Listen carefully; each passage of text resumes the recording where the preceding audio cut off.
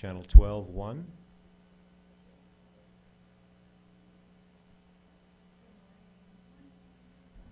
Channel 12-2. Channel 12-3.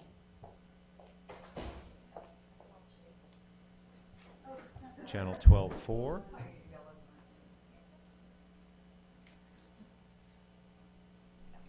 Channel 12-5.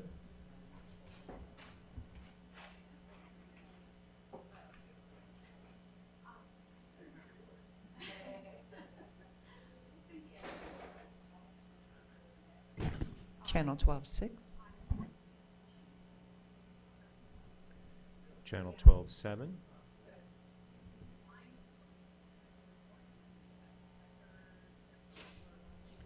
Channel 12-8.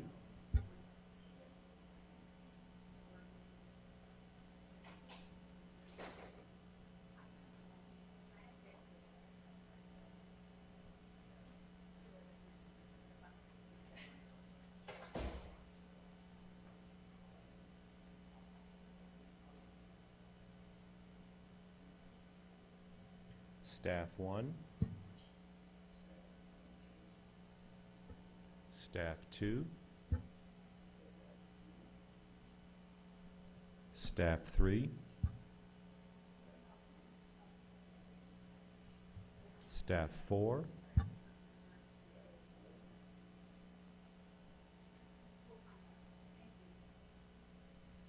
Staff 5.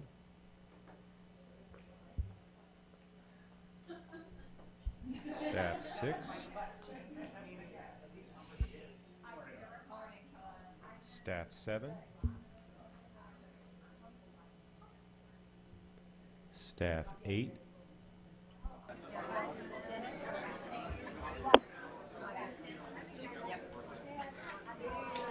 Supervisor Carroll, can you hear us? Yes, I'm here. Okay, thank you. Hold on one sec before the meeting's about to start.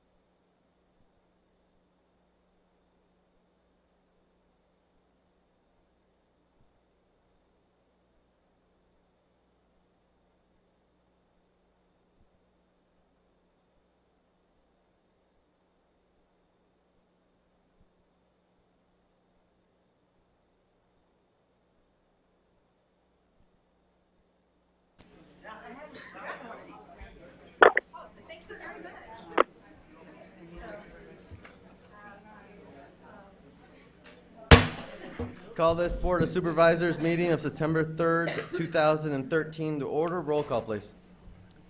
Supervisor Bronson, Present. Supervisor Carroll, Here. Supervisor Elias, Presente. Supervisor Miller. Here. Chairman Valadez. Present. Let the record show all members are present with the exception of Supervisor Carroll, who will participate telephonically. All right, today's invocation will be offered by Reverend Cynthia Palmer of Eagle's Wings of Grace and will be followed by the Pledge of Allegiance by Supervisor Miller. Everyone, please stand. Reverend? Thank you. May I ask that you would all bow your heads and pray with me? Dear Heavenly Father, first, let me say thank you on behalf of all who are gathered here today. Thank you for the many abundant blessings. Thank you for life itself and for the measure of health that we need to fulfill our callings, for sustenance, and for friendship. Thank you for the ability to be involved in useful work and for the honor of bearing appropriate responsibilities. Thank you as well for the freedom to embrace you or the freedom to reject you. And thank you for loving us even so from your boundless and gracious nature.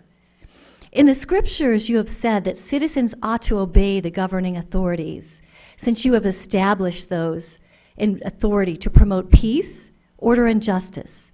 Therefore, I pray for our county, in particular for this assembled Board of Supervisors meeting. We are asking that you would graciously grant them wisdom to govern amid the conflicts, interests, and issues of our times, a sense of the welfare and the true need of our people, a keen thirst for justice and righteousness, confidence in what is good and fitting, the ability to work together in harmony, even when it is honest and there is disagreement, personal peace in their lives and joy in their tasks. I pray for the agenda set before them today. Please give them an assurance of what would please you and what would benefit those who live and work in and around our beloved Pima County. It is in your most beautiful and blessed name we pray. Amen.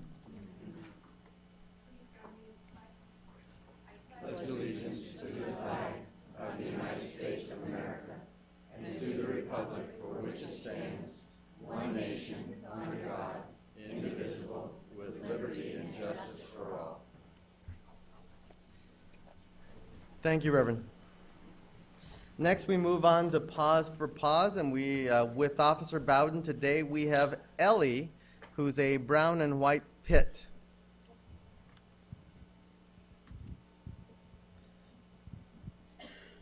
Good morning. This is Ellie. Ellie is one of the many fantastic dogs we have available for adoption at Pima Animal Care Center. She's been with us since July 4th, so she's been waiting quite some time now. She's anxious to get into a new home, especially now that the weather is getting great for dog walking. So if you all are starting any new walking routines, this would be a good companion for you. We have many, many more, though, if she doesn't meet your needs. Many dogs. Ellie, like so many others, she was somebody's dog. She got loose out on the street. Somebody picked her up, brought her down to us. The opportunity was there for them to come and get her. They didn't come and get her. Unfortunately, that happens too much. So if nothing else, if you could please remember, please be responsible for your pets. If you don't intend to, then please don't get a pet. It's not fair to them. It's not fair to the rest of the community and the taxpayers that take on the burden of those pets that are turned into the street or taken down to shelters. This month we're running a special for first responders and paramedics. They're free adoptions. Ellie, because she's been there so long, already has a discounted adoption rate. Hers is $10 plus a $15 licensing fee. So $25 gets her out the door. That will include her alteration surgery. She'll be spayed before she goes home. She'll be microchipped, and she'll have her first round of shots, including rabies. So if you're interested in Ellie, please come down. We're open from noon until 7 on weekdays, and from 10 until 5. We're located on 4000 North Silverbell. That's just north of Grant and just south of Camino del Cerro. We are always open and looking for volunteers. If you're interested, go to pimaanimalcare.gov and click on the volunteer button, and we can get you lined up to be a volunteer. We have a great group of volunteers already, but we're always looking for more. It always takes a village, as they say, so as many that can help, the better. There's also an opportunity if you want to help our animals in our community, but you don't have the space in your house, or you don't have the time for them, or you've already got too many and you still want to help, we do take donations. So if you go online, there's a donation bar that you can click on, and I don't have it up right now, but there's a little green bar at the top that says donations, and you can donate any amount. Nothing's too little, nothing's too large. So please keep us in mind if you're looking to help out. And that's about it. Our dog Butters that we brought here previously hasn't been adopted. So this group of folks here at the Board of Supervisors has had a 100% track record of getting all of our dogs adopted, but Butters is still waiting. It never takes more than a month after they've been down here. So please, if you are interested in helping a long-termer, Butters is still waiting as well. And of course, as I've mentioned, Ellie too. So please come on down and check out the animals if you're interested in having a new family member. We have cats too, lots and lots of cats. So please feel free to come on down and check out our animals and see if any of them are a match for your family. Thank you. Supervisor Elias? Yeah, good morning, everybody. And my instinct would be to say that this is a student dog because we have two classes of students here today. And maybe one of those students would like to have a dog. But that's okay, you guys, your time is coming. What I would say is that in going through today's agenda, we have a proclamation for the public fiduciaries. So, Phil Grant, my good friend,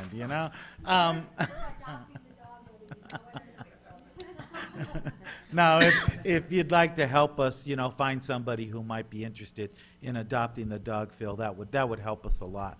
And since we have fiduciaries coming in from all over the state, maybe Butter could find a home too, that would be great. And in an earlier conversation, Mike Slania said he would be willing to carry the load on the $25 fee for adopting this dog. So you tell those fiduciaries we were taking care of their financial matters for them, and they can have this dog for free.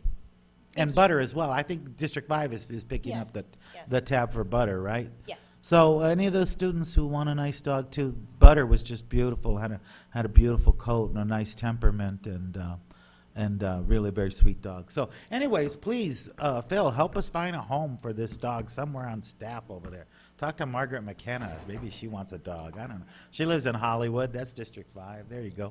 Anyways, thank you very much. Thank you. Thank you. Next, we move on to item number... Mr. Chairman? Oh, May I request a point of personal privilege? certainly. Supervisor Miller, please proceed. Recently, we were notified by a member of our district that there were no ADA parking spaces up at the YMCA dog park. So I'd like to take a moment and personally thank the Pima County departments and employees who worked very hard to install handicap parking spots at the Northwest YMCA dog park for these citizens who will utilize the park with their pets. It's a wonderful thing for these people who are unable to park and get to the dog park. Bill Mellum of the Department of Transportation, Raphael Payan of the Parks and Recreation, George Cook, I'm not sure how to pronounce his name, of Parks and Recreation, and the Facilities Management Department all worked very quickly and in conjunction with each other to deliver the project promptly and within budget. I want to thank them all very much. Thank you. Next, I would like to move on to item number 5, the presentation and proclamation of the Arizona Public Fiduciaries Day. Mr. Supervisor Chairman, Elias? I'll move that item. Motion and a second to approve item number 5. All those in favor, please signify by saying aye. Aye. All opposed, please signify by saying nay. Ayes have it. I'm going to ask Supervisor Elias to please make the presentation. Bill, if you could please come up.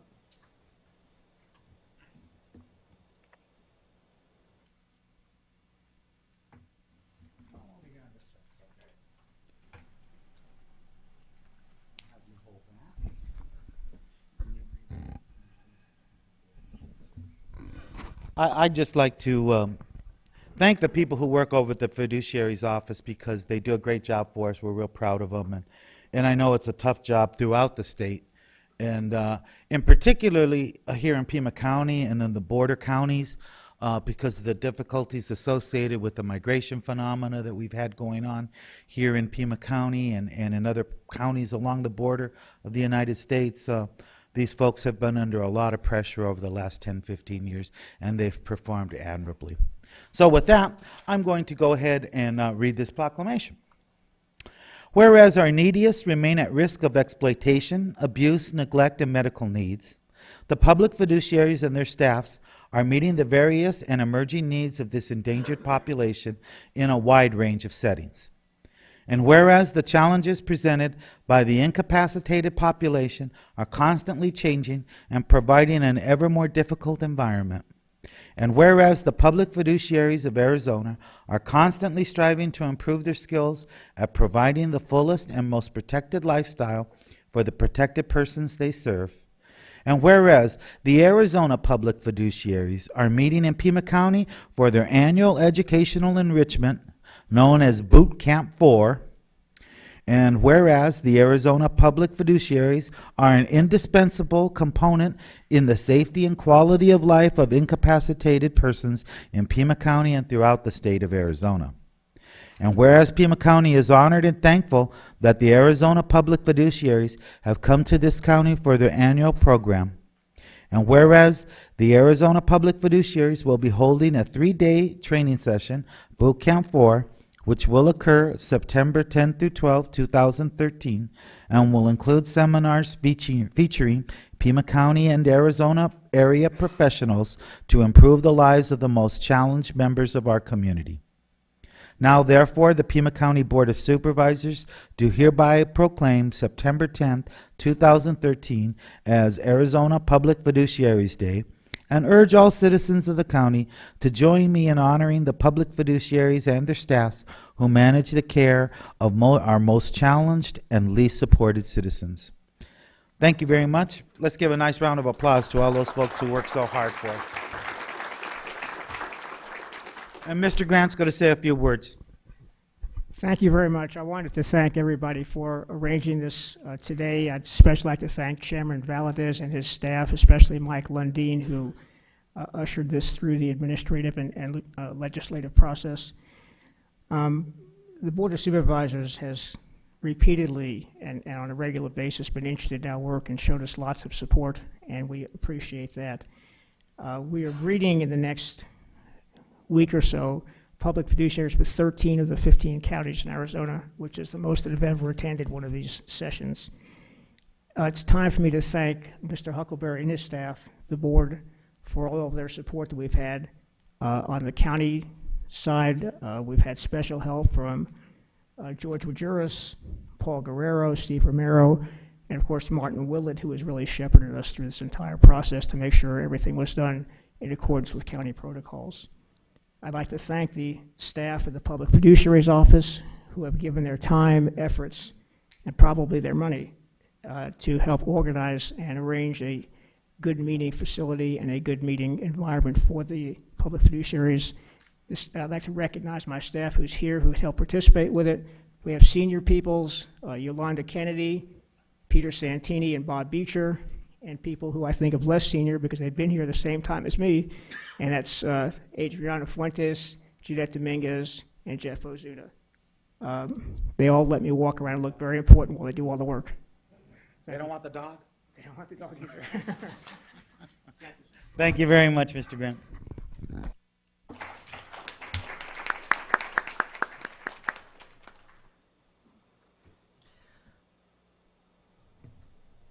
All right, thank you, Phil. Thank you, Richard. Next, we'll move on to item 6, which is the presentation of small business awards for the calendar year 2013. Motion and a second to approve item number 6. All those in favor, please signify by saying aye. Aye. All opposed, please signify by saying Aye. Ayes have it. Ray, was that your aye? Yes, that was an aye. I hope it's clear.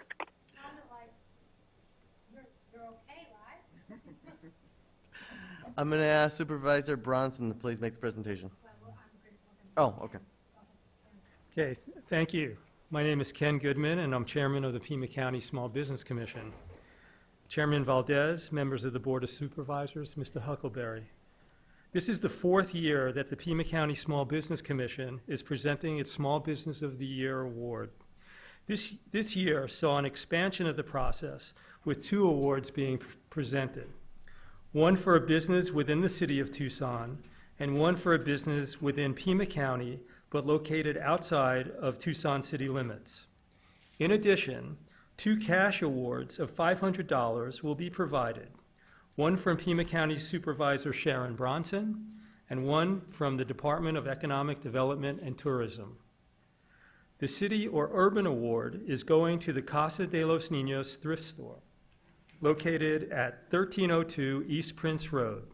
With 21 employees and more than 24 volunteers, the store has been in business for 39 years. A major force for good in the community, the nonprofit Casa de los Niños thrift store was instrumental when leveraged with other financial support in allowing Casa de los Niños to serve 4,472 children and 2,740 families in fiscal year 2012.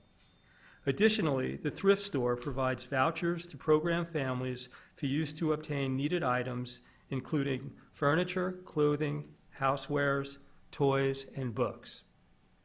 This fiscal year, over $3,000 in voucher support was distributed. The County or Rural Award is going to Second Generation Inc., doing business as Ajo Transportation. This 10-year-old for-profit company located at 1248 North 2nd Avenue in Ajo has 19 employees and a fleet of 12 vehicles. With a service population of nearly 70,000 people. Through service contracts with the Regional Transportation Authority, Valley Metro, Ajo Dial-A-Ride, and individual routes to Gila Bend, Buckeye, Avondale, Goodyear, and Phoenix, the company provided transportation for more than 69,000 riders last year. Ajo Transportation is owned by Kathy Hutton, a native of Ajo. The awards today are given by Supervisor Sharon Bronson and Tom Moulton, who is head of the Department of Economic Development and Tourism. Do you need the mic?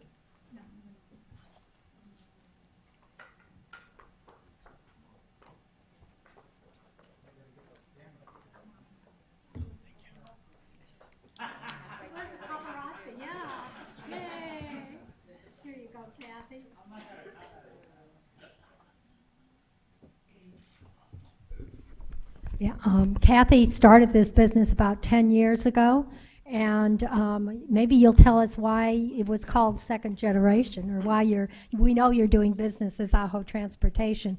But I got to say, I'm really pleased to be giving this award, and both awards, the businesses reside in District 3. I guess that's just coincidence. We know how to do things in District 3. But Kathy, I want to thank you very much for all your efforts and all the good things you do for Ajo. And in recognition, here is a check. And then maybe perhaps you can tell us a little bit about your firm. All right.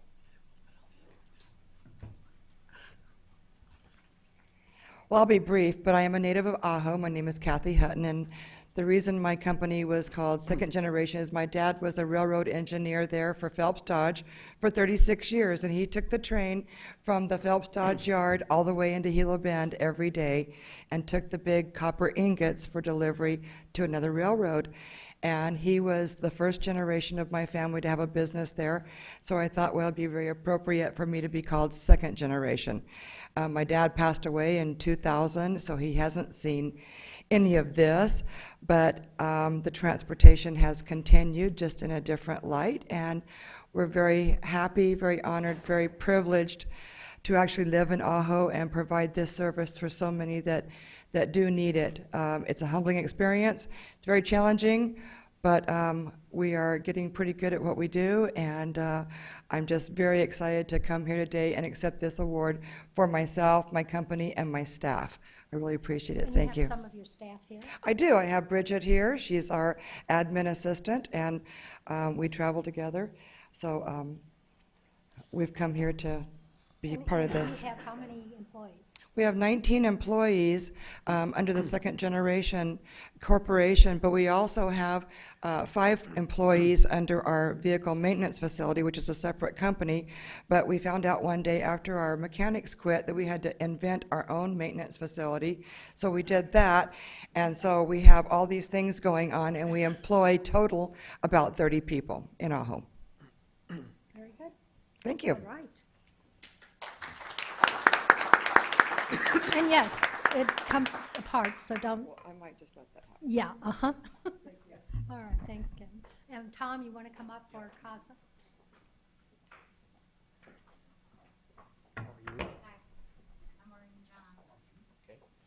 On behalf of Pima County Economic Development, I'd like to present this award to Casa de los Niños Thrift Store. Thank you very much for all your community support. And there is the most important thing, and here is the award. If you'd like to say a few words, that would be great. I'd like to thank you very much for this award. We are thrilled to receive this award. We do a lot of good in the community, and it's nice to be recognized for all the hard work we do to make a difference in the community, which I think we really do. So thank you very much. Congratulations. Thank you. And Supervisor Carroll was going to give the award because he's been a very strong supporter of CASA, but he is not here today. If we can get everybody to come up. Kathy, come on back up because we want to take a photo. But I think in both of these instances, if we look at these particular businesses, what they do is they give back to the community and they serve a population that very much needs serving. So again, we want to thank them. Even if you're for-profit, you are making good things happen in places that really need it. Thank you. Mr. Chairman. Mr. Chairman, if you can hear me. Proceed, Supervisor Carroll. I just wanted to say it's great that these awards have been given. I appreciate the generosity of Supervisor Bronson. I think it was understated, a very modest acceptance by Casa de los Niños. It's a fabulous organization, been around since 1973, saving lives and certainly bettering our community. I had an opportunity to work there under the venerable Sister Kathleen Clark, and really appreciate the outfit as well as AHO, the transportation second generation. I appreciate these awards today. I wish I was there in person to celebrate, and thank you for the chance to say something, sir. Thank you, Supervisor Carroll.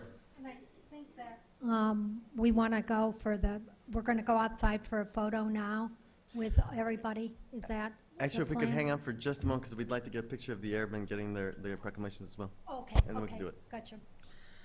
All right, we'll go ahead and move to addendum item number 1, presentation of proclamation. I'll move the item. Motion and second. All those in favor, please signify by saying aye. Aye. All opposed, please signify by saying nay. Ayes have it. Gentlemen, if you could please come up.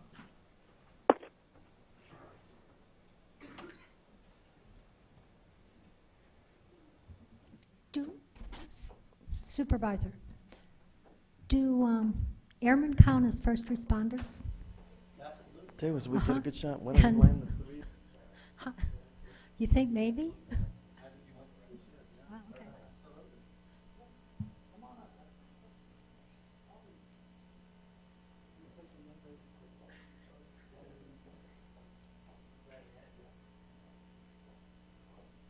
First of all, I want to thank. First of all, I want to thank all of you for being here. Just by way of note, last year I had the honor and privilege of being your honorary commander, and so it adds a little special privilege to be honoring you here today. So let me read the proclamation, and then I'll hand each one of you these. Whereas Davis-Monthan Air Force Base and its personnel have had a positive impact on the Pima County community and economy, and have played a crucial role in protecting our nation at home and abroad since the base was first established in 1941. And whereas since 1971, Davis-Monthan Air Force Base has been the home of the 355th Fighter Wing, comprising nearly 7,000 airmen, most of whom have seen or will see combat action.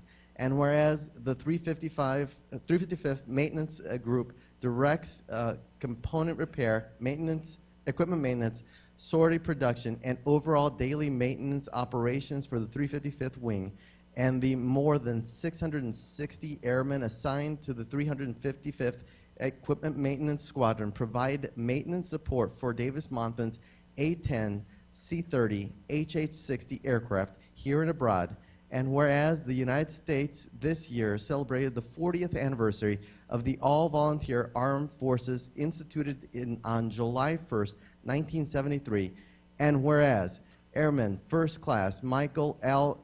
Christopik II, Garen M. Reeves Jr., and Tyler Angelo were 20 years old when they were assigned to Davis Mountain Air Force Base in 2011, and whereas Airman First Class Christopik and Reeves, both structural maintenance technicians, and Airman First Class Angelo, an aircraft metals technology journeyman, were deployed for the first time in September 2012 in support of Operation Enduring Freedom, and whereas the 3 airmen were injured on October 5th, 2012, when a 107-millimeter rocket hit the air conditioning unit directly outside the metals technology shop at the Bagram Airfield, Afghanistan, and whereas the Purple Heart is the nation's oldest military award, having been introduced as the badge of military merit by General George Washington in 1782 and is awarded to service members killed or wounded in action.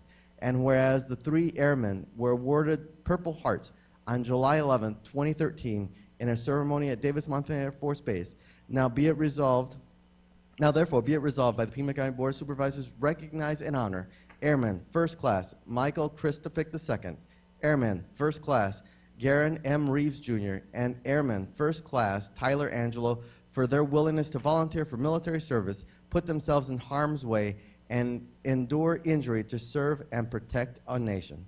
Passed and adopted this Thursday of September 2013 over by hand and signature. Thank you and congratulations.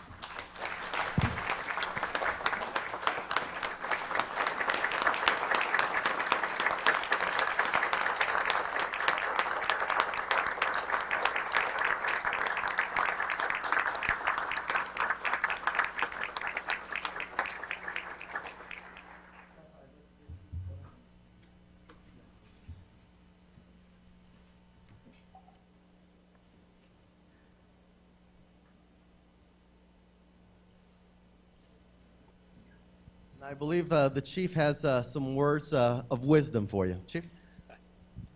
I won't say words of wisdom, but it's an honor for all of us to serve with these 3 incredible airmen. And just wanted to say on behalf of our commander, Major Wooster, and the men and women of Davis Mountain Air Force Base, we appreciate Pima County taking the time to honor the sacrifice that these 3 young men made over in Bagram, Afghanistan. Thank you very much.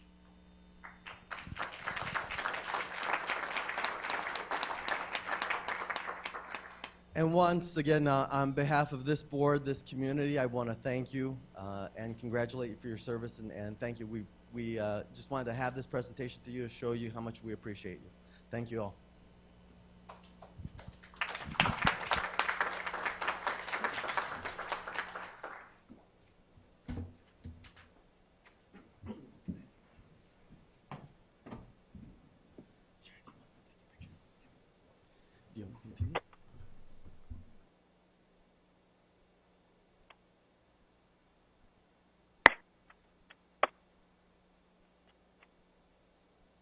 All right, Supervisor Bronson is going to step out for a few moments.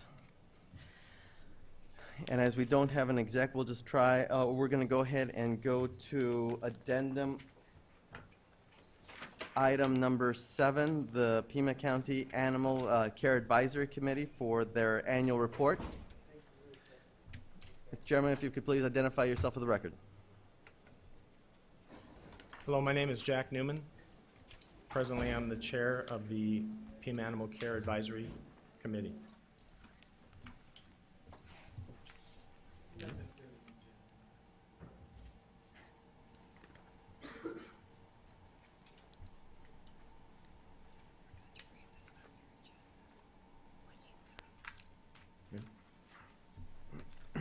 Mr. Chairman, members of the board, Mr. Huckleberry, thank you for allowing us to give you somewhat of an update as well as focus on some points that were already in the letter and in the report that was sent to you.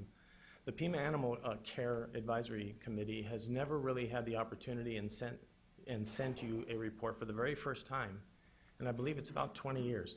So with that, we're very excited by the fact that we now have the opportunity to inform you of things that the community and that the advisory board is actually doing. We feel this issue is so important to present to you in person because it concerns the lives of dogs and cats. And that's one of the reasons why I wanted to highlight some of the points today. Clearly, I won't go through all those numbers or anything like that because you have them in front of you. The board itself, the advisory, not the board, I'm sorry, the committee itself consists of members throughout the community. And in addition to that, though, we represent a lot of the volunteers that you see here with the shirts they're a very fraction of what they are. There's a few there, in addition to the many rescue groups that we partner with at PAC. And without the rescue groups and without the volunteers and without all the other facets in addition to the actual staff that is there, nothing would really be happening. So to highlight just a couple of the accomplishments that will be taking us into the future and hopefully making things better. The advisory board, well actually PAC themselves has realigned some of their positions and created 2 positions. One was a volunteer coordinator, Mr. Ocaño, and one is an adoption coordinator, Ellie Bubio. Now, the adoption coordinator, he's done it, well, both of them. It almost sounded like I was going to say the adoption coordinator did a great job, but not the other. But they both have done a great job. Right now, Mr. Ocaño has taken us from about 50 to 60 volunteers to right now over 400 through a variety of different venues.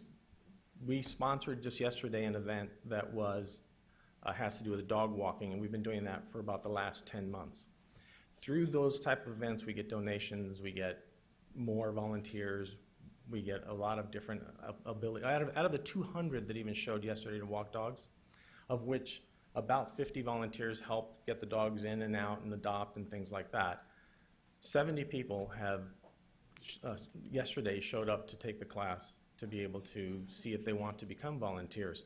So those are the types of things that are going on right now that are going to help and are outside the actual PAC itself, which PAC being the government entity itself. So these are the volunteers, which are, like I said, approximately 400, and the inmates now, which approximate, we would like to have 14 in the morning and 14 in the afternoon. Well, in addition to that, what we're looking at, though, because there is about 23,000 animals that go through the facility in any given year, particularly last year, we would like to be able to account for and deal with the about 7,000 that were euthanized. Now, there's a variety of ways that these dogs get euthanized, and some of it is that, and it's not just to blame the size of the facility, but the size of the facility can have an impact on what is going on with that many dogs when you have 23,000 going through. So 7,000 were euthanized. Things such as we've taken on projects, Mr. Kim James has taken on projects such as the sick bay facility portion of it, and that's 16 kennels, just 16 kennels for that entire facility. Well, then you end up packing 3 and 4 dogs into one little 4x5 area, and it's very difficult for them to get better. So we've looked at doing things like outside resourcing, working with PAWS, and incorporating a lot of the rescue groups and things like that. But some of it also will take money, because we might be able to subcontract for almost the same amount that we pay now per day to keep the dogs. Advantages, though, is you would not have other dogs getting sick because they're in the very same facility right almost on the floor. So people go in and out, touch the dog that has kennel cough, comes back out, touches another dog, that dog's in there. So things like that would help us not have so many dogs there and not have so many dogs get sick and not make it to get better. Now, there are a lot of other opportunities in stemming the flow as well. The facility is one thing, but even if we get a larger facilities and we are able to take care of more of these dogs, the next step is, of course, to stop the faucet of dogs that come to PAC through things such as the adoptions, through things such as spay and neuter and such as that. But there are other cities that do it as well without just spay and neuter. So it's not all about money. Austin, Reno, and a number of others, San Antonio, and places like that, we've all heard of them as no-kill. And I'm not saying that we have to go completely to the way they want to do it. There are a lot of variety of ways to do things by incorporating a lot of the great things that they have and incorporating it with ours as well, so that you would still have a lot of the spay-neuter, but you would still have other venues that you could use to keep the dogs from being there. So, with that, we've looked at, as an advisory committee, we've looked at a variety of different things.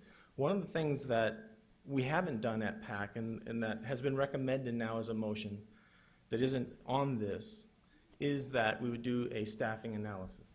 And essentially, a lot of us that came from that type of sector of the world, we have done those types of things basically to see if we're overstaffed.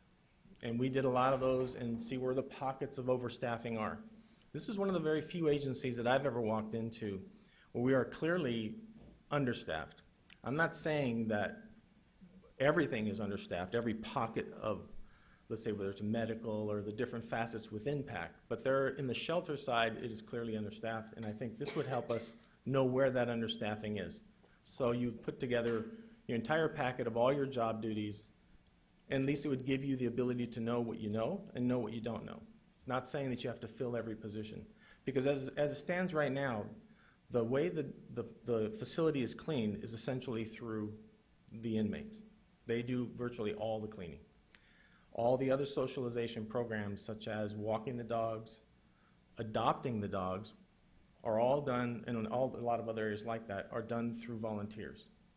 And that is the reason why it would be helpful to have something like a floor supervisor, for example, and we've talked about that, and we've talked about attempting to get that, where that floor supervisor would get the most out of the inmates that you can get. If you have 14 guys out there that are cleaning and you should be watching what's going on, like this bed needs to be changed, this dog needs water, this dog needs to be moved, there might be a fight going on, things like that. And so the payback would be enormous considering we pay the inmates 50 cents an hour.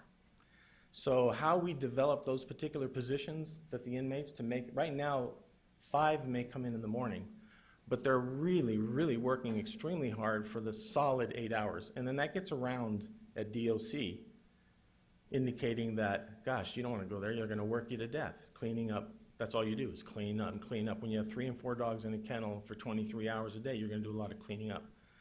So there are other ways we could do that.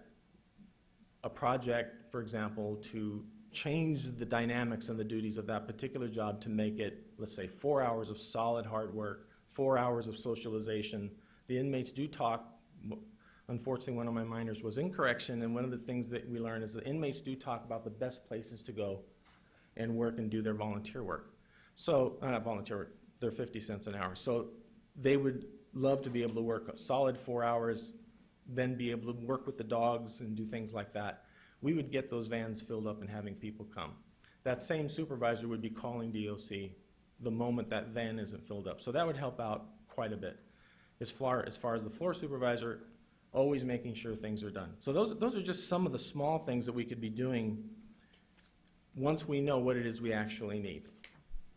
Now, in conclusion though, I'd like to invite anybody that actually hasn't been down to PAC to come see it. I know Mr. Huckleberry came down a couple weeks ago with his grandson and saw that there are a lot of new and great things happening there. We're trying to move forward, trying to utilize the best that we have as far as the facilities that we have, keeping them clean. People that are coming to PAC now, such as the 203 that came yesterday, a large portion of those people have never seen PAC before. And they're seeing that this place has changed and is changing. And I think with a small amount of infusion of a certain amount of resources, and then just talking about a small amount, we could actually completely change it and be competing with the Austins and the Reno and things like that.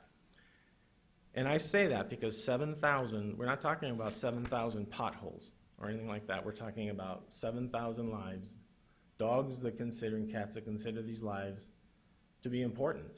They're important to them as your life is to you. And so to just have them killed for no reason other than they may have a paw that has something wrong with them or they got sick and they couldn't get better within 2 weeks is actually wrong. And I know we can do better.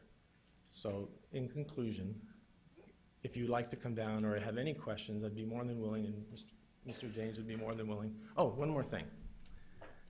I'm always putting things on Mr. James' plate to do. The committee does. You know, he's the one that's sitting there, and we're saying, you know, wouldn't it be nice to have this, and wouldn't it be nice to have that? We can fill up his plate. We're not the ones that are actually doing it. I mean, some of us are doing some of that. That's the reason why I think I know for a fact he needs your help to help get that place better, not just trying to go it alone. Thank you. Any questions? I got a couple comments I wanted to make, Mr. Chairman, if I could. Supervisor Elias, please. I'd just like to thank the Newmans, Jack and his wife, for volunteering this year and really becoming a good addition to the Animal Care Advisory Committee.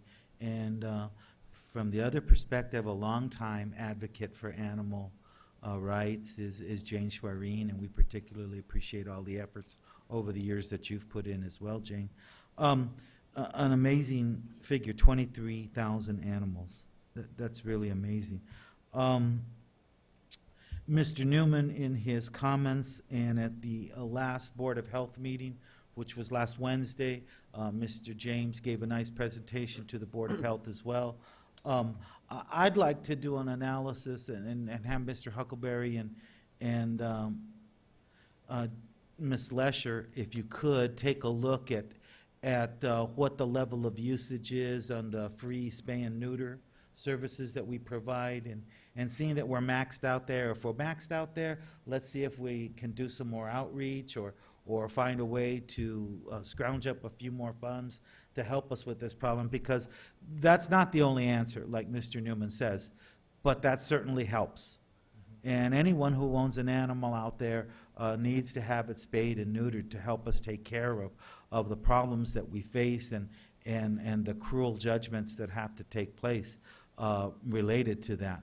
What I would say, not cruel, but necessary decisions, I suppose is a better word to use. But at times it seems unfair.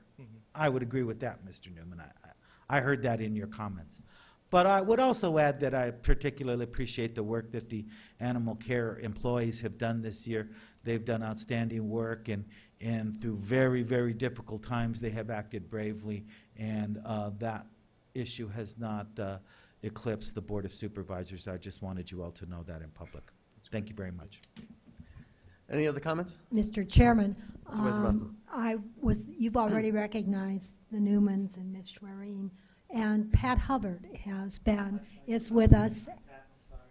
And Nancy, Taj. yeah, and then we have a number of volunteers. Why don't we stand up, and I see you with your shirts on, stand up and get recognized, and really want to thank you for volunteering.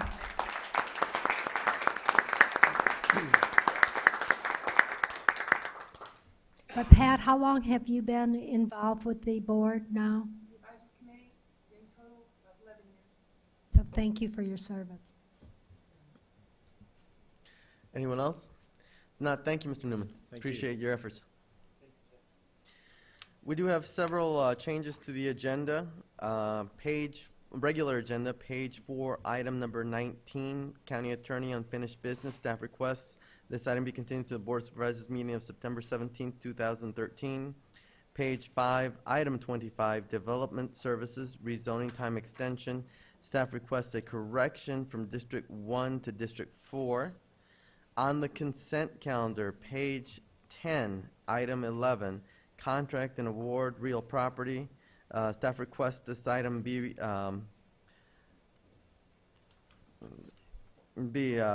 removed from the agenda. And that, without objection, those will be the changes to the agenda. Next, we'll move to Board of Supervisors sitting as other boards, Flood Control District Board, item 7 and 8 and 9. Mr. Chairman? Supervisor Elias. I'll go ahead and move Flood Control District Boards, items 7, 8, and 9. Second. Motion and a second to approve items 7, 8, and 9 on the Flood Control District Board agenda. All those in favor, please signify by saying aye. Aye. All opposed, please signify by saying nay. Ayes have it. Moving on to Library District Board, item number 10 and resolution number 2013 LD2. Mr. Chairman, I'll move the item. Second. Motion and second to approve the item number 10. All those in favor, please signify by saying aye. Aye. Aye. All opposed, Aye. signify by saying nay.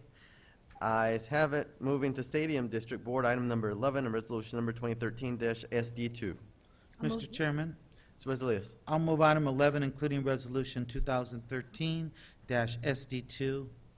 Second. Motion and second to approve item number 11 and resolution number 2013-SD2. All those in favor, please signify by saying aye. Aye. All opposed, please signify by saying nay. Ayes have it. Board of Supervisors sitting in regular session, consent calendar. Miss- We do not have any cards. There's anyone here who would like to address the board on the consent calendar item only? If not, Supervisor Bronson. Mr. Oh. Chairman, it was me.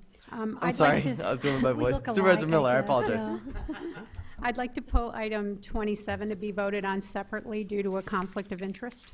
So you have, I'm being kind of PC. I'll move item 27, Mr. Chairman. second. All right, She needs to Please. exit. You need to exit. step off the dais. Yeah, just go back. All right, motion and a second to approve item number 27 on the consent calendar. All those in favor, please signify by saying aye. Aye. Aye. All those opposed, please signify by saying nay. Ayes have it. Supervisor Miller, if you could please join us again. Mr. Chairman, Supervisor Elias. I'll move the remainder of consent as amended. Second. Motion and second to approve the remainder of consent as amended. All those in favor, please signify by saying aye. Aye. All opposed, Aye. please signify by saying nay. Ayes have it. Board of Supervisors, item number 14. Mr. Chairman, I'll go ahead and move items 14 and 15. Mr. Chairman, Second. Is there a second? Okay. Supervisor Miller. I just had a question about what exactly is the defined use. My understanding of the Board Supervisor Contingency Fund is for emergency items, unexpected items that come up throughout the year.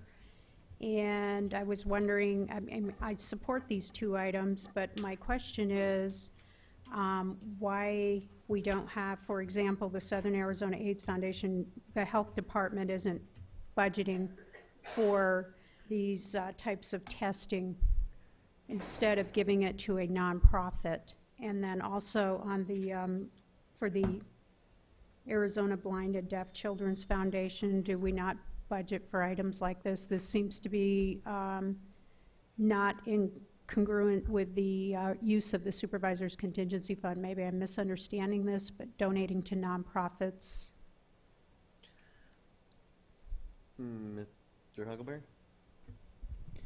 Mr. Chairman, the Board Contingency Fund is really set aside for any board member to make a specific request for appropriation for items that may come up that are related to special events such as one. The other one with regard to testing, we have an outside agency review committee that then appropriates a number of general fund dollars through various programs, including the AIDS program through to a coalition. This is again a very specific request to a particular sponsorship of a program for testing. So Okay. it's really again it's up to individual board members to make those requests and for the board to consider them. And I do recognize how important it is to raise awareness and to provide this testing to make sure that for the health of our community. So I just wanted to make those comments. All right, the motion before us is on the approval of item number 14 and 15. All those in favor, please signify by saying aye. Aye. All Aye. opposed, signify by saying nay. Ayes have it, and we still hear you, Ray. Thank you.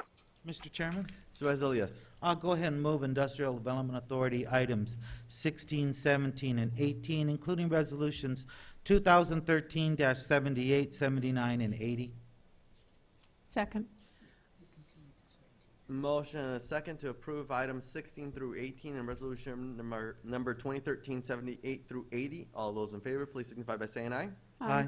All opposed, please signify Aye. by saying nay. Ayes have it. Item number 19 has been continued to the meeting of September 17th.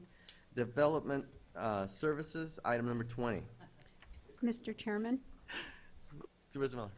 I move to approve the final plat with assurances, item P 1213-012, Riverview Common, 2 lots as defined on agenda item 20.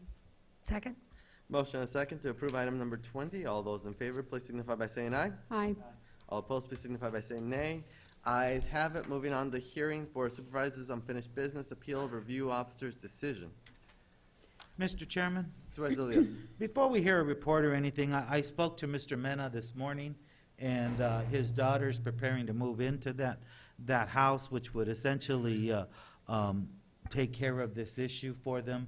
So if we could, I'd appreciate the board considering a 1-month continuation of the item so that we could give him that opportunity to take care of that. And so I move that we continue item 21 to the First meeting in October. first meeting in October. Thank you, Sharon. Second? Motion and a second to continue the item to the first meeting of October. All those in favor, please signify by saying aye. All opposed, signify by saying nay. No. By a 4-to-1 vote, your motion carries. Moving on to franchise license and the permits 22 and 23. Mr. Chairman, it's a hearing. Is there anyone in the audience that wishes to address us on this item at this time? These items, 22 and 23. If not, I move to close public hearing and approve items 22 and 23. Second? Motion and a second to approve, close the public hearing and approve item number 22 and 23. All those in favor, please signify by saying aye. All opposed, signify by saying nay. Ayes have it. Moving to procurement, item number 24, unfinished business, appeal of procurement director's decision.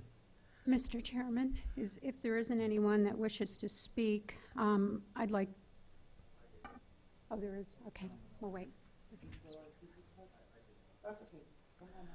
All right, coming up. Yes, please identify yourself for the record, and then once you're done, please fill out a green card at either end. Okay. And you have 3 minutes. I'm Steve Craig with Arizona Style. We were the #1 awarded contractor in this particular project. I'm just here because of our concern of the delay on the project was supposed to be awarded in July. So we're kind of holding, we're asking why we can't proceed with the #1 contractor while you guys are debating on what to do with #2 and 3. Just to keep us from in the game, because right now we're holding from submitting more bids to find the outcome of this. And that's really it. Okay. Well, thank you. Mr. Chairman? Supervisor Miller.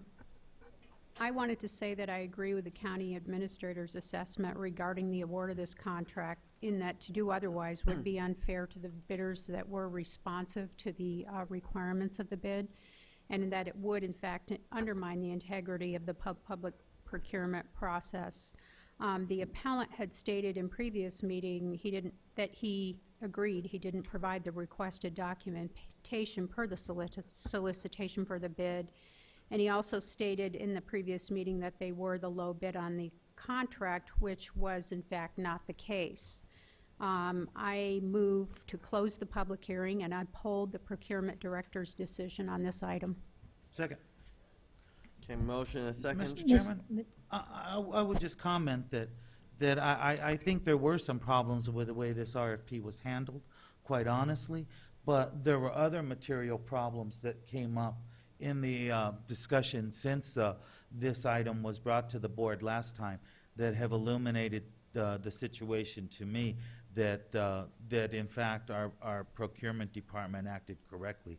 But I do strongly urge them to take a look at that issue about how they ask for certifications and make sure that that's mentioned in a clear, forthright manner, because that becomes very problematic to us if we're going to be turning down bids that are in fact good because they didn't submit certifications that they already have, clearly. So I just wanted to say that, and I agree with Supervisor Miller's comments. Thank you. Mr. Chairman, I'm going to vote no. I disagree. I think our procurement department didn't act in good faith. We had 3 submittals that actually were qualified, but because they did not provide the information, it suggests to me that our procurement department needs to rethink how they seek solicitations. It can't be a coincidence that three responders did not submit. It was something in our process that is incorrect. We are not being clear, and I think this does. And these are small businesses, and I certainly sympathize with the person or the firm that we came out on top. But again, I think the problem lies with us, not with the folks who submitted bids. That we did not perform properly, and we need to rethink what we're doing.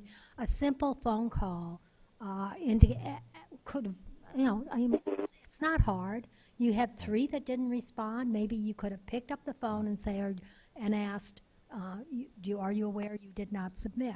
I don't think that would violate the procurement process in the least bit, and it's just a common sense kind of thing to do. So I'm really disappointed in how procurement handled this, and clearly there's a problem. Mr. Chairman, I'd like to ask the county attorney, would that in fact violate the procurement process if we were calling specific individuals to illuminate the fact that, because I read that solicitation and I saw that requirement in there that they submit their copies of their license, and would that be a violation of the procurement process if we were contacting individuals one-on-one just to illuminate the fact that they forgot to provide information? I don't think so. Mr. Chairman, Supervisor Miller, I really don't know the answer to that. Generally, we treat all bidders the same and give everyone the same opportunity at the upfront part. If there was misinformation or that led somebody to not comply, I think the question is you take a look at the whole process to see whether or not it was fair or not. Mr. Chairman, I would say that Supervisor Bronson's comments are smart. It's practical, good sense.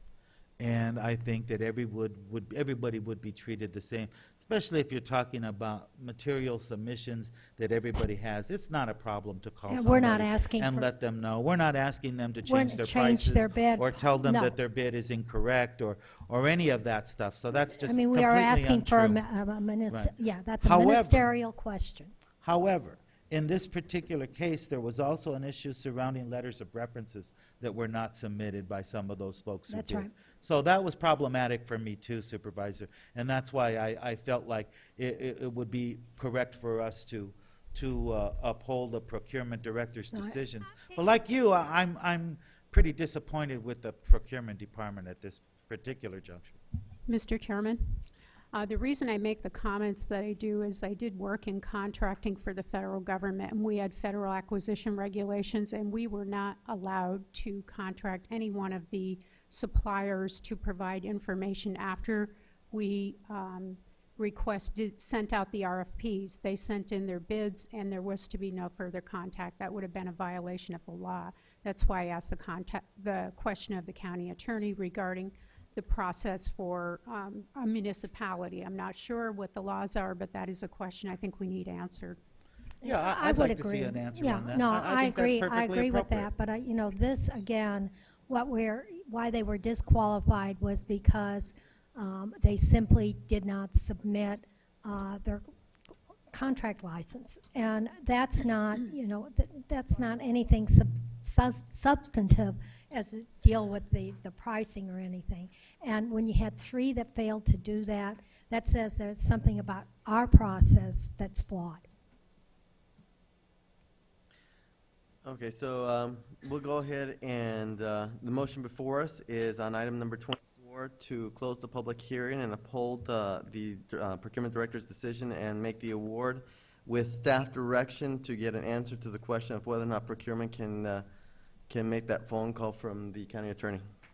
Mr. Chairman, I just want to make sure that in making that motion, we're very clear that we're not talking about changes to bid prices or anything like that, but rather background information that frankly has been submitted time and time before, in the process, so that to recognize that there's a difference between the two in that advice that we're asking from staff. Mr. Huckleberry? Yes, Mr. Chairman. Generally, the rule is such that if our process or the materials that are written in it are so vague as to cause confusion, we should be calling before there's responses. The rule is after the responses, we don't call. And so I think that's what we'll take a look at. But like I said, the general principle is that if in fact we believe there's confusion or it's in small fine print or some appendix, we ought to be making those corrections. Post-response to individuals who failed is probably over the line. And I don't think it should be post-response, but if somebody submits their proposals before that final hour, I don't think it's a problem if we're talking about things like that. And that's what I heard you say right now, if I'm not mistaken, Chuck. Is that what you said? I don't want to put words in your mouth.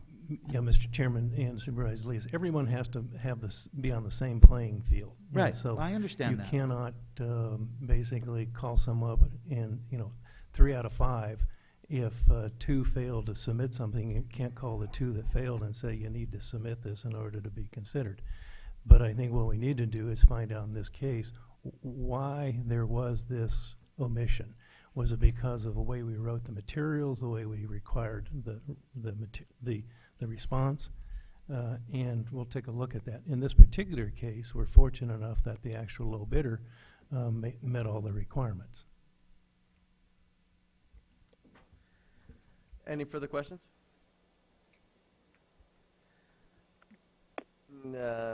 No, at this point, we have a motion on the floor and we're getting ready to act.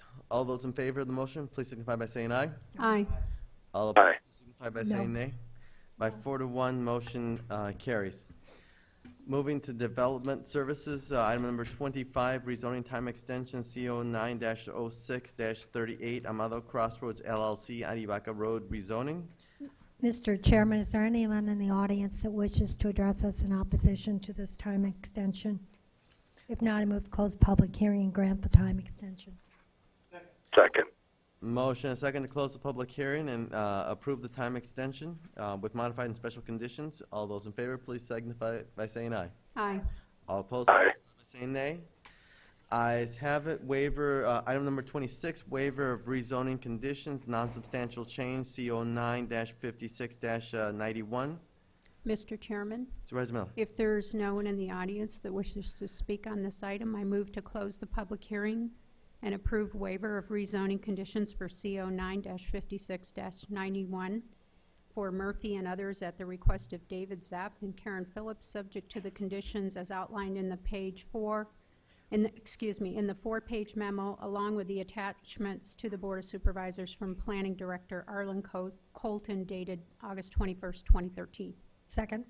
Motion and second to close the public hearing and approve item number 26, CO9-56-91 with conditions. All those in favor, please signify by saying aye. Aye. All opposed, please signify by saying nay. Ayes have it. Moving on to item number 27, zoning code text amendment, barrier reductions for green buildings. Mr. Chairman, Supervisor Elias. we have no speakers to speak to this item. I would go ahead and move item 27, case number CO8-13-02, barriers reduction for green building. An ordinance 2013. I think we have to have a separate motion on that. Or can we do it all in one, Chris?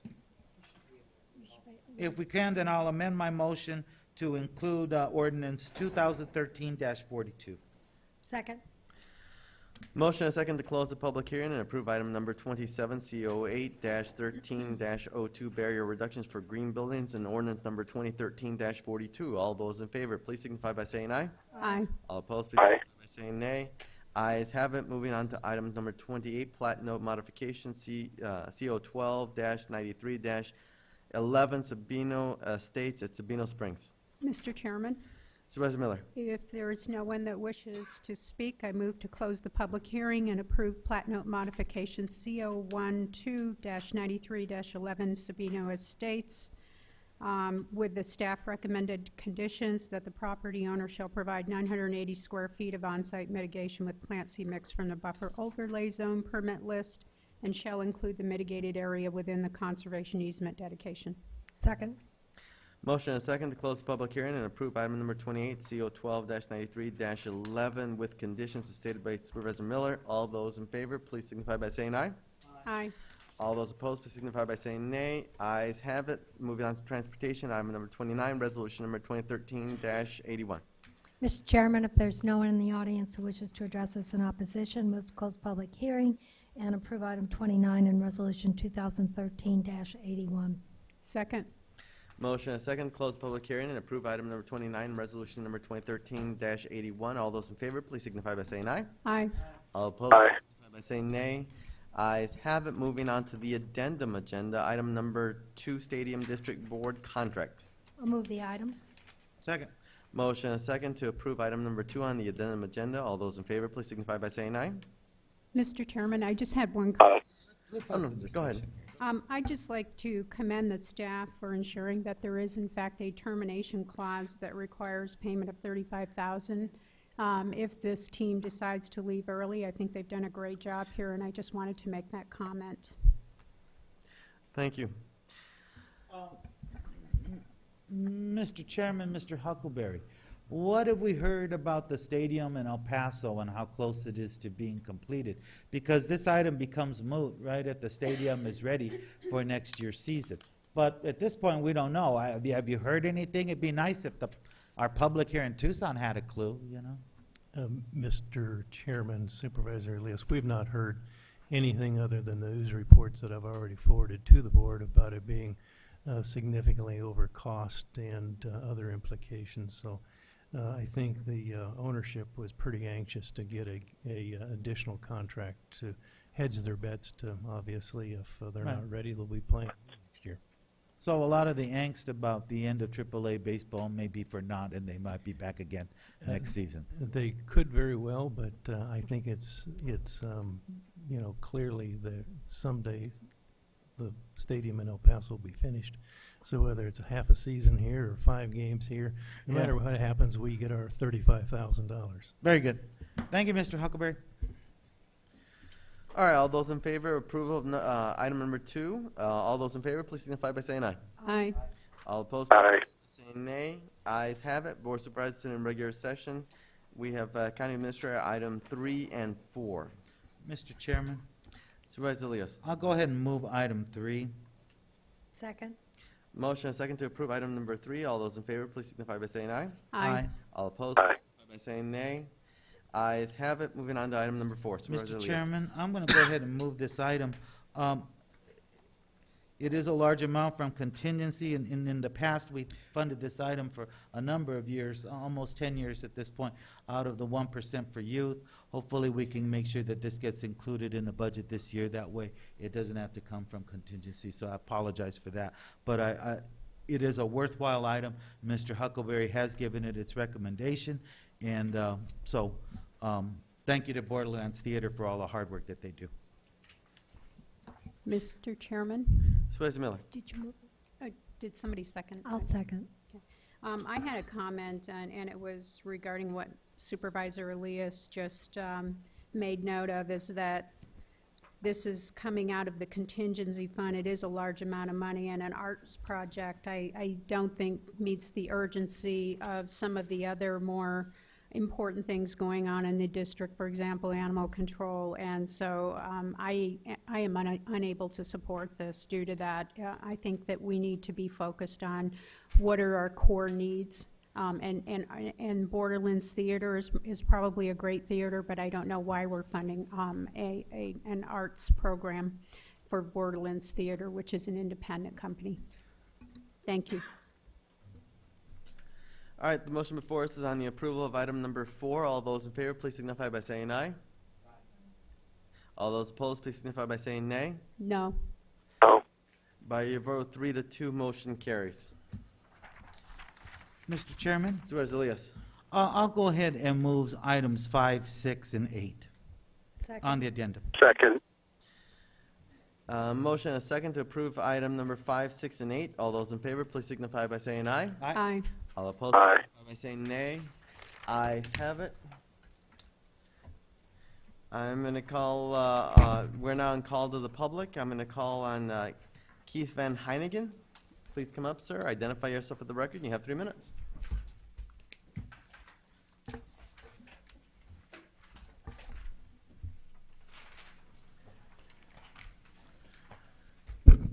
Morning, my name is Keith Van Heinigen, and I am a U.S. citizen. I've got questions. First off, we want $1 billion in new bonds, which are nothing more than taxes on property owners only. Yes, I refer to Mr. Huckleberry's plan to drive us into the ground. A sales tax of that size would never pass. That's why it's trying to be pushed through as a bond. It's a lie. It's a tax, period. How far in debt is this county now? How much further do you wish to drive it into the ground? Don't smile at me like that. Will you either. Will you support Rosemont after 6 years of investigation, condemnation, and they clear every environmental hurdle? We do live in the Copper State. Or do we want to change that to, I don't know, the slum state? Because, let's face it, there are too many anti-job, anti-progress forces at work here. And they are nothing but NIMBYs, a few people who might pay somebody off, say, in pecans or 30 pieces of silver. I have a dream, too. I say that all illegal alien invaders should be treated as such. Our president refers to our military as my military. He refers to our country as a democratic, or a constitutional democracy, which is wrong. It's a representative republic. In my studies, I found that POTUS meets all the known criteria to be declared a sociopath. And under Article 2, Section 1 of the United States Constitution, action should be taken immediately. You see, I demand answers to this. Do all of you, as Pima County board members, support Barack Hussein Obama in his mad drive to start World War III by attacking Syria in an unconstitutional move? I ask these questions and I demand answers for one simple reason: because our local media won't ask them. They never have. They never will. Have a nice day. Thank you, sir. I'm going to call Marcy Velen. You had a speaker slip for item number 7, and we got your slip after the item, so I moved it to call to the public. Please identify yourself for the record, and you have 3 minutes. Thank you. I'm Marcy Velen, and I'm the chairperson of No Kill Pima County. Thank you, supervisors, and Mr. Huckleberry. I wanted to just say that No Kill Pima County supports the PAC Advisory Committee's effort to inform the Pima County Board of Supervisors of the serious and compelling needs at our shelter. We also urge the county to utilize current best practice standards and evidence-based programs, as mentioned by Mr. Newman in Austin, Reno, and over 150 other communities where the 11 components of the no-kill equation have proven that over 90% of the animals that come to an open admission shelter like PAC can be saved. Much of these programs and services, our policies as well, do not cost the county any money and in fact are very good practice and for the economic benefit of our community. Thank you. Thank you. Is there anyone else who here would like to address the board or call to the public? Seeing none, this